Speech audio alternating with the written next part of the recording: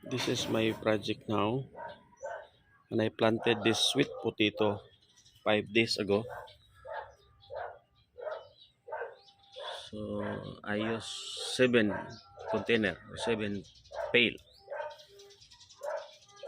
So for 5 days, that is the shoot of this sweet potato, dark green in color.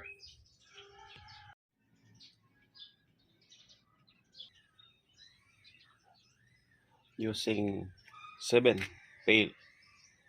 1, 2, 3, 4, 5, 6, 7. I make this sweet potato planting just because of course for personal consumption, and I use this improvised trellis extracted or came from a shed, a tarpaulin shed, but uh, it was dilapidated already, and I made it as a trellis. So that is 5 day sweet potato. So I will update you from time to time, stages by stages. So the vine of this sweet potato will go here, over there, and that is the overall trellis. So as you can see, the color of the leaves of this sweet potato is quite dark green. It's just because of the humus or organic soil that I use here. I put here as a potting media.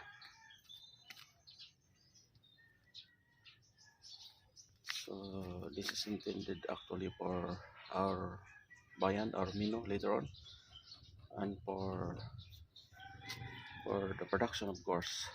A little by little, I will dig up here for possible source of sweet potato tubers. So the composition of this organic matter is of uh, composed of 50% uh, 50% turmeric, or like this one, ginger husk, and at the same time the organic soil that came from the kitchen waste that I, of course, through time accumulated and turned into compost. I will pause for a while this video so that I will focus to the organic soil that I uh, share with you. So I will pause now. So this is the organic matter came from kitchen waste. So as you can see, there are granules of rice over there, and of course, day by day, it continually flow the waste from sink or lavatory in our kitchen waste, or in our kitchen, I mean. So this organic matter almost it's a year now, and lot of humus, organic matter being decomposed through years. What I Because of the presence of chlorinated water here in our area, because this is a urban area here in the city of Puerto Princesa, wherein uh, our water has a presence of chlorine. So meaning those presence of chlorine, of course, I know that it will affect to all my plants.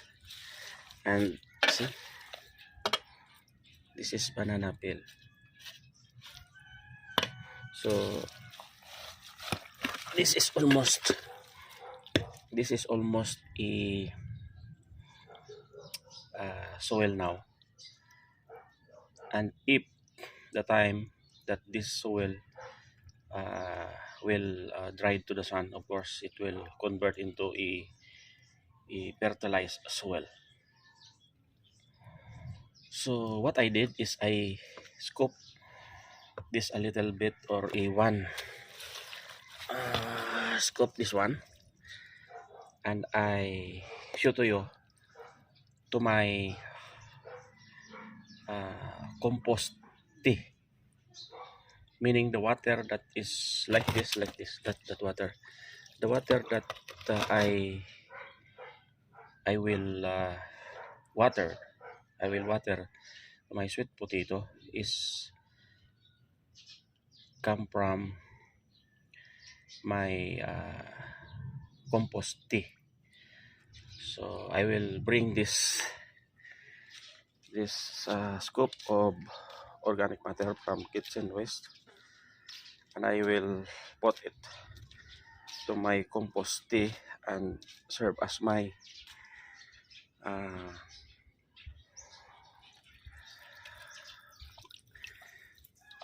water, or watering into my plants, or into my uh, sweet potato. So a lot of debris, plants, plants clipping, uh, anything that can be found in my kitchen hole. So I do believe that because of this process, the chlorine, the, the the the contents of chlorine will now turn into the best compost tea. So how I use this one? A 1 gallon of, actually this is a gallon from chlorine. So I cut it. So I will take the water like that. So no,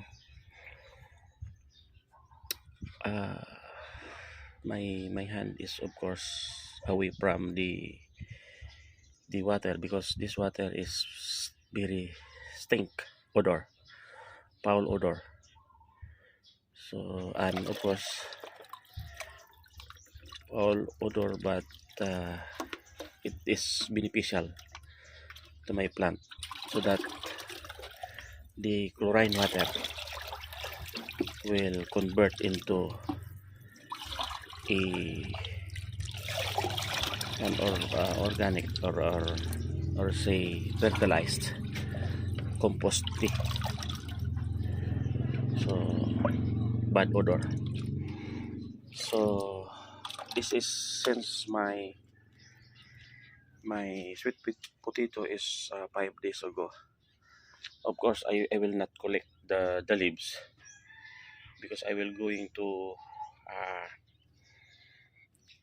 to produce over on top of this trellis. So that sweet potato will grow up here using improvised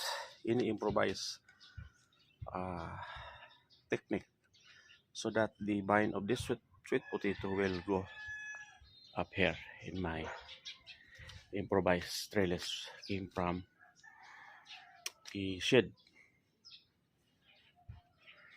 So I will water now my sweet potato, only a half of this gallon, because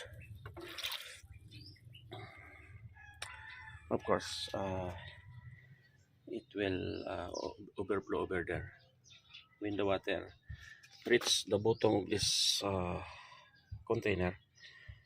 We will see later on, so that I put only a half of this gallon, improvised gallon scooper. See, so the soil actually is very dark, so there are organisms over there.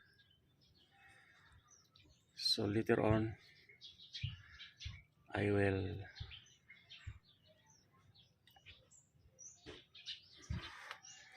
make a video how this color of this sweet potato leaves will turn into a darker color, dark green in color, because so because of the issue of space limitation here in our area, I see to it that this container of course will be used uh, in a nice way. So see that sweet potato, darker color, seven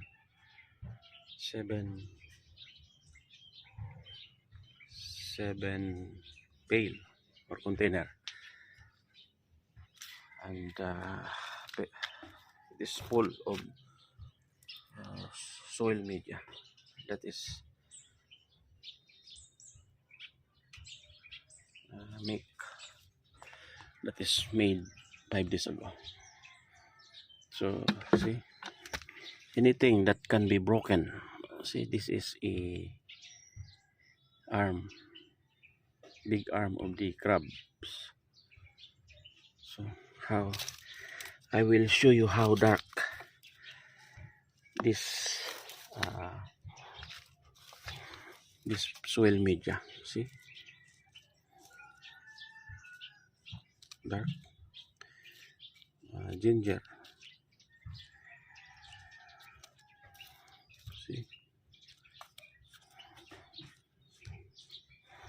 and by daily watering of this, by daily doing of watering of this plant, of course the soil is moist. By the way, because of the rocky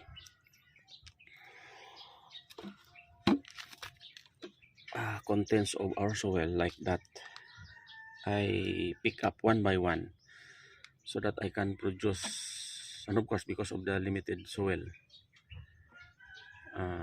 here in our area, I pick it one by one of those stone like this one, even the small one, so that I will produce almost soil pine or pine soil like this. But of course with the help of turmeric husk, I will show you later on what turmeric husk is all about, included in this video. So this is my simple way of sharing on how to produce for daily consumption of sweet potato toppings or tops, sweet potato tops or cuttings, and it is very, or it will readily available whenever you will cook your food using this kind of sweet potato leaves. So maybe I will, because of the water used, daily used of this practice, maybe I will collect the taps whenever it will come here over a half meter, so that I ensure that uh, no wastewater being taken directly by the leaves, but of course by process of absorption those water is taken by this plant. But anyway, since it is already processed, I do believe that uh, it's okay uh, for consumption, human consumption. You see how beautiful of that leaves. Even this is only uh, 5 days. So as what I said is when you over watered this container, so as you notice, there are excess water that is came of this bottom of this container. See that one, little by little. But anyway, I only water half of this gallon. I cut it so that my hand will not go directly to the water that I collected. So this is my simple sharing on how to produce a healthy and organic uh, sweet potato tops for your daily menu that are using this kind of tops. So now I will show you the turmeric husk. The of course the what turmeric husk I use is the one that is being of course compost already for 6 months to a year or to a year. But uh, so I regularly collected those husks and brought it to my farm hundreds of kilometers away from this city proper. So now I will show the turmeric and ginger husk. Pause a while. This is the turmeric husk that I mentioned, and that is the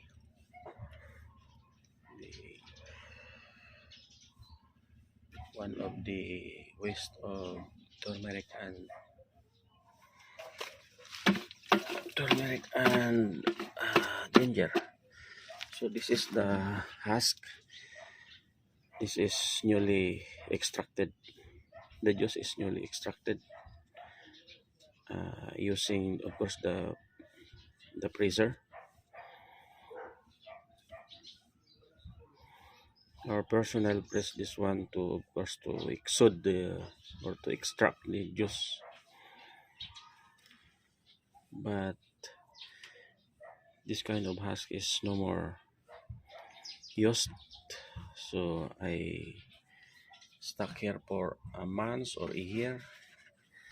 So I will show you the already decomposed turmeric husk.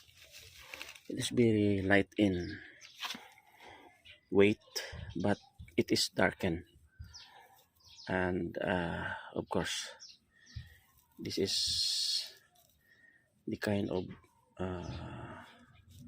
husk that I use as a potting media, one of my container in my sweet potato.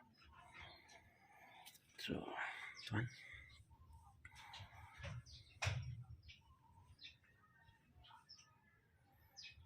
Maybe in a quarter of the year, I collected almost 20 sacks of that kind of organic matter that I brought to my farm hundreds of kilometers away.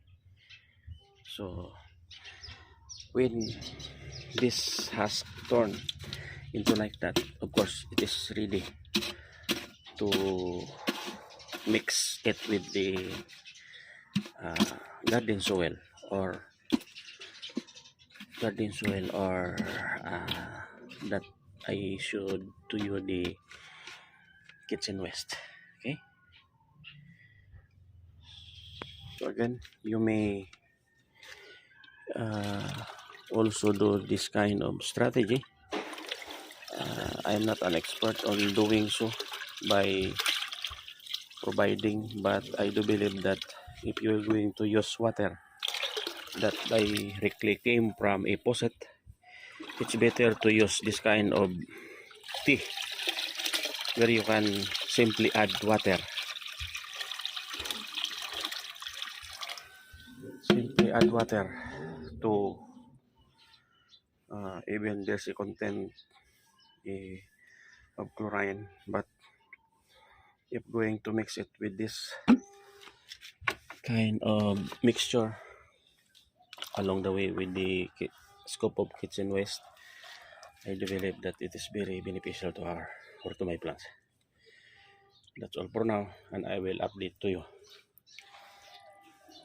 sometimes if I will be collected the sweet potato tops. Thank you. Hope you like it.